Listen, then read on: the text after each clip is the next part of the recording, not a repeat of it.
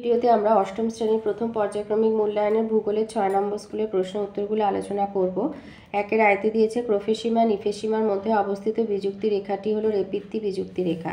দুয়ে দিয়েছে ভূ অভ্যন্তরের কঠিন তরল এবং যে কোনো মাধ্যমের মধ্যে দিয়ে প্রবাহিত হতে পারে ভূমিকম্পের যে তরঙ্গ সেটি হচ্ছে পি তরঙ্গ। 3 পৃথিবীর মোট আয়তনের সবচেয়ে বেশি অংশ দখল করে আছে গুরুমণ্ডল। 4 শিলামণ্ডলের গভীরতা প্রায় 100 কিলোমিটার। 5 কেন্দ্রমণ্ডলের অপর নাম নিফে।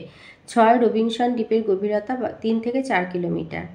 2 এতে শূন্যস্থান পূরণ। আয় বলেছে ভুটানের রাজধানী হলো থিম্পু আর 2 দারুচিনি দ্বীপ বলা হয় শ্রীলঙ্কাকে। বিতে এক কথায় উত্তর। আয় বাংলাদেশের প্রধান নদীর নাম মেঘনা আর 2 দিয়েছে শ্রীলঙ্কার উচ্চতম শৃঙ্গের নাম পেড্রো তালাগালা। 3 আছে সংক্ষিপ্ত উত্তর দিতে বলেছে। আয়তে বলেছে শার্ক সম্বন্ধে সংক্ষিপ্ত বিবরণ দাও।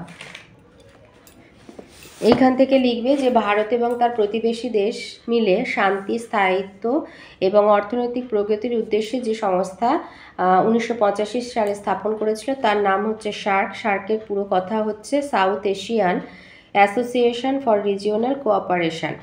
ভারত, বাংলাদেশ, নেপাল, ভুটান, শ্রীলঙ্কা, পাকিস্তান, মালদ্বীপ আর আফগানিস্তান এই 8টি দেশ হচ্ছে শার্ক সংস্থার অন্তর্গত আর এদের সদর দপ্তর হচ্ছে নেপালের রাজধানী কাঠমান্ডুতে।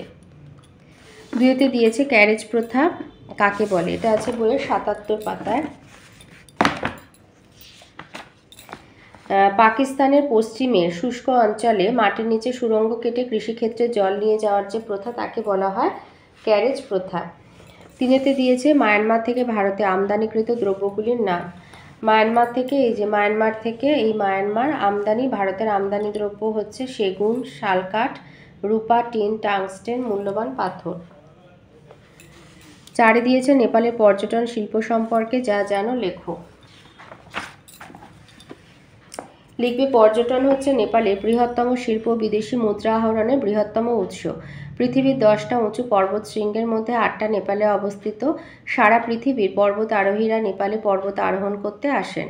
পৃথিবীর উচ্চতম পর্বতশৃঙ্গ মাউন্ট এভারেস্ট রয়েছে যা পর্বতারোহীদের বিশেষ আকর্ষণ। কাঠমান্ডু, নাগারকোট, পোখরা, লুম্বিনী, অন্নপূর্ণা প্রভৃতি নেপালের দর্শনীয় স্থান। 4 আয়তে দিয়েছে অপসারী পাতসীমানাকে কেন গঠনকারী পাতসীমানা বলা হয়।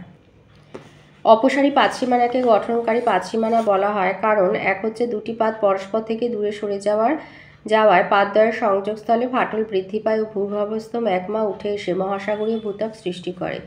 2 হচ্ছে এই পাতসীমানা বরাবর সমুদ্রবক্ষের বিস্তার ঘটে বা আয়তন বৃদ্ধি পায় যেমন মধ্য আটলান্টিক শৈলশিরা। 3 দুটি পাত পরস্পর বিপরীতে সরে যাওয়ায় গ্রস্ত উপত্যকার সৃষ্টি হয় যেমন আফ্রিকার গ্রেট রিফট ভ্যালি।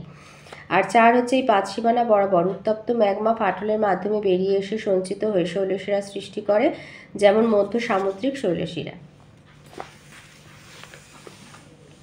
2তে দিয়েছে ভূমিকম্পের প্রাকৃতিক কারণগুলি উল্লেখ করো। ভূমিকম্পের কারণগুলি উল্লেখ করো। প্রাকৃতিক কারণ এক হচ্ছে পাত সঞ্চালন। দুটি পাত পরস্পর ধাক্কা খেলে বিশেষ করে অভিসারী একটি পাত অপর পাতের থেকে দূরে সরে গেলে অপসারী পাত দূরে সরে যায় এবং একটি পাতের সঙ্গে আরেকটি পাতের পাশাপাশি ঘর্ষণের ফলে ভূমিকম্প সৃষ্টি হয়। 2 হচ্ছে নবীন ভঙ্গিল পার্বত্য অঞ্চল। নবীন ভঙ্গিল পার্বত্য অঞ্চলে প্রবল পার্শ্বচাপে শিলায় ভাঁজ পড়ার সময় ভূমিকম্প হয়। 3 অগ্নুৎগম। প্রচণ্ড বিস্ফোরণ সহ অগ্নুৎগম ঘটলে আগ্নেয়গিরির চারপাশে ভূমিকম্প সৃষ্টি হয়। 4 বাষ্পরাশির চাপ। ভূগর্ভে বাষ্পরাশির চাপ বেড়ে গেলে তা ভূত্বকের নিচে প্রবল ধাক্কা দেয় ফলে ভূমিকম্প সৃষ্টি হয়। 5 হচ্ছে ধস। পার্বত্য অঞ্চলে বৃষ্টির জন্য বিশাল ধস নামলে ভূমিকম্প হয়। এছাড়া আছে হিমানি সম্প্রপাত। পার্বত্য অঞ্চলে বরফের স্তূপ নিচে আছড়ে পড়লে ভূমিকম্প সৃষ্টি হয়। উল্কাপাত। অনেক সময় বৃহৎ উল্কার সঙ্গে পৃথিবী পৃষ্ঠের সংঘর্ষের দরুন ভূমিকম্প সৃষ্টি হতে পারে। 8 হচ্ছে কার্স্ট অঞ্চলে ছাদের ধস। চুনাপাথরযুক্ত অঞ্চলে ভূ অভ্যন্তরের গুহায় জলধারার ক্ষয়কাজের জন্য ছাদ ক্রমশ ক্ষয়প্রাপ্ত হতে থাকে এবং একসময় ধসে পড়ে, এর ফলে ভূমিকম্প হয়। 3 দেওয়া আছে টিকা লেখো। প্রশান্ত মহাসাগরীয় আগ্নেয় মেঘলা।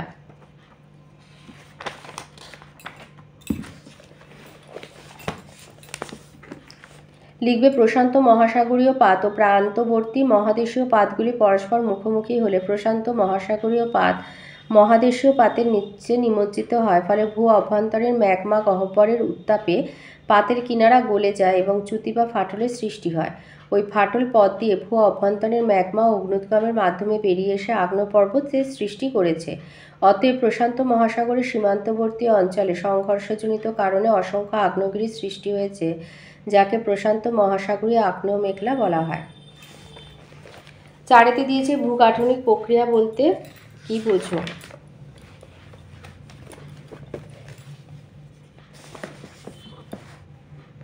এটার জন্য আছে যে কোনো দুটো 3 নম্বরে।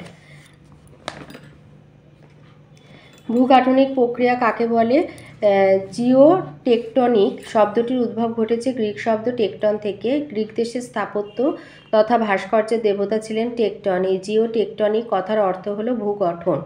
সুতরাং যে সমস্ত প্রক্রিয়ার মধ্যে দিয়ে পৃথিবীতে বিভিন্ন ধরনের ভূমিরূপের গঠন সম্পন্ন হয় তাকেই ভূগাঠনিক প্রক্রিয়া বলে। বৈশিষ্ট্য হচ্ছে, 1 হলো ভূগাঠনিক প্রক্রিয়া দীর্ঘদিন ধরে ভূমিরূপ গঠনে কার্যকরী ভূমিকা নেয়। 2 এটি ধীর কিংবা আকস্মিক উভয় গতিতে আত্মপ্রকাশ করে। 3 হচ্ছে প্রতিটি ভূগাঠনিক প্রক্রিয়ায় একটা কার্যকারণ সম্পর্ক বিদ্যমান। আর 4 ভূগাঠনিক প্রক্রিয়া যেমন ভূগর্ভে সৃষ্টি হয় তেমন ভূপৃষ্ঠের বাইরেও এর কার্যকারিতা দেখা যায়। 5 দিয়েছে আগ্নেয় শিলা এবং পাললিক শিলার মধ্যে তুলনামূলক আলোচনা করো। আগ্নেয় শিলা হচ্ছে উত্তপ্ত গলিত ম্যাগমা জমে এই শিলা সৃষ্টি হয়। পাললিক শিলা সমুদ্রের তলদেশে পলি সঞ্চিত হয়ে সৃষ্টি হয়। আগ্নেয় শিলা হচ্ছে প্রাথমিক শিলা, পাললিক শিলা গৌণ শিলা। আগ্নেয় শিলা খুব কঠিন ও ভারী হয়, আর পাললিক শিলা নরম হালকা উভয় প্রকৃতির হয়। আগ্নেয় শিলায় কোনো জীবাশ্ম নেই, পাললিক শিলাতে জীবাশ্ম দেখা যায়। আগ্নেয় শিলা হচ্ছে স্তরহীন, পাললিক শিলা স্তরায়ন তলযুক্ত। আগ্নেয় শিলা কেলাসিত ও স্ফটিকযুক্ত হয়, পাললিক শিলা কেলাস বা স্ফটিক থাকে না। আগ্নেয় শিলা সহজে ক্ষয়প্রাপ্ত হয় না, পাললিক শিলা সহজে ক্ষয়প্রাপ্ত হয়। আগ্নেয় শিলা জল শোষণ করতে পারে না অর্থাৎ অপ্রবেশ্য শিলা, আর পাললিক শিলাস্তরে জল সঞ্চিত থাকে অর্থাৎ প্রবেশ্য শিলা। আগ্নেয় শিলায় বিভিন্ন প্রকার ধাতব খনিজ তামা, সোনা, লোহা, ম্যাঙ্গানিজ প্রভৃতি পাওয়া যায়। আর পাললিক শিলায় প্রধানত জৈব জ্বালানি, কয়লা, খনিজ তেল, প্রাকৃতিক গ্যাস পাওয়া যায়। সৃষ্ট ভূমিরূপ আগ্নেয় শিলা লাভা মালভূমি ও গোলাকার পাহাড় গঠনে সাহায্য করে, আর পাললিক শিলা হচ্ছে ভঙ্গিল পর্বত কার্স্ট ভূমিরূপ গঠনে সাহায্য করে। আগ্নেয় শিলার উদাহরণ গ্রানাইট, ব্যাসল্ট, আর পাললিক শিলা হচ্ছে বেলে পাথর, চুনাপাথর। 5 2 নম্বর প্রশ্ন বলেছে প্রাথমিক শিলা কাকে বলে, আর উদাহরণ সহ আগ্নেয় শিলার শ্রেণীবিভাগ করো। লিখবে পৃথিবীর সৃষ্টির সময় উত্তপ্ত ও তরল অবস্থা থেকে ধীরে ধীরে তাপ বিকিরণ করে ভূত্বকের মধ্যে ও উপরে প্রথম যে কঠিন শিলা গঠিত হয় সেটি আগ্নেয় শিলা। পৃথিবীতে প্রথম সৃষ্টি হয় এই শিলার আরেক নাম হলো প্রাথমিক শিলা। এবারে বলেছে আগ্নেয় শিলার শ্রেণী বিভাগ করো। উৎপত্তি অনুসারে আগ্নেয় শিলা হচ্ছে 2 রকমের। এই যে উৎপত্তি অনুসারে আগ্নেয় শিলা 2 রকমের। ভূ অভ্যন্তরের অত্যধিক চাপে উত্তপ্ত গলিত ম্যাগমা ভূত্বকের কোনো দুর্বল ফাটলের মধ্যে দিয়ে ভূপৃষ্ঠে লাভারূপে এসে শীতল ও কঠিন হয়ে যে আগ্নেয় শিলা সৃষ্টি করে তার নাম নিঃসারী আগ্নেয় শিলা। খুব দ্রুত জমাট বেঁধে গঠিত হয় বলে দানাগুলো বেশ সূক্ষ্ম হয়, যেমন ব্যাসল্ট, অবসিডিয়ান। আবার ভূ অভ্যন্তরের গলিত ম্যাগমা ভূত্বকের দুর্বল ফাটল বা ছিদ্রের মাধ্যমে ভূপৃষ্ঠে পৌঁছতে না পেরে ভূ অভ্যন্তরেই ধীরে ধীরে শীতল ও কঠিন হয়ে উদ্বেধী আগ্নেয় শিলার সৃষ্টি করে, যেমন গ্রানাইট, ডলেরাইট।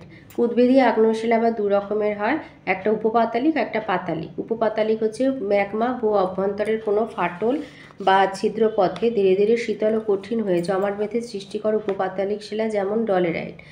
আবার ম্যাগমা ভূ অভ্যন্তরের একেবারে তলদেশে অতি ধীরে ধীরে শীতল ও কঠিন হয়ে সৃষ্টি করে পাতালিক শিলা। ধীরে ধীরে শীতল ও কঠিন হয়ে জমাট বাঁধে বলে এই শিলার দানাগুলো কিছুটা স্থূল হয়, যেমন গ্রানাইট। 3 দিয়েছে শিলাচক্র বলতে কি বোঝায়, কার্স্ট ভূমিরূপ কাকে বলে। এটা বইয়ের 25 দুটোই বইয়ের 25 পাতায় রয়েছে। শিলাচক্র কাকে বলে লিখবে প্রকৃতিতে শিলার উৎপত্তি এবং এক শিলা থেকে অন্য শিলায় রূপান্তর একটি নির্দিষ্ট নিয়মে চক্রাকারে আবর্তিত হয়ে চলেছে। এইভাবে ক্রমান্বয়ে 3 প্রকার শিলার বিভিন্ন পদ্ধতিতে চক্রাকারে আবর্তনের সম্পূর্ণ প্রক্রিয়াটিকে বলা হয় শিলাচক্র। আর কার্স্ট ভূমিরূপ লিখবে চুনাপাথরযুক্ত অঞ্চলে নদী বা বৃষ্টির জল মাটিকে দ্রুত ক্ষয় করে ভূগর্ভে গিয়ে ছোট বড় নানা আকৃতির গর্তের সৃষ্টি করে। এই ধরনের ভূমিরূপের নাম হচ্ছে কার্স্ট ভূমিরূপ।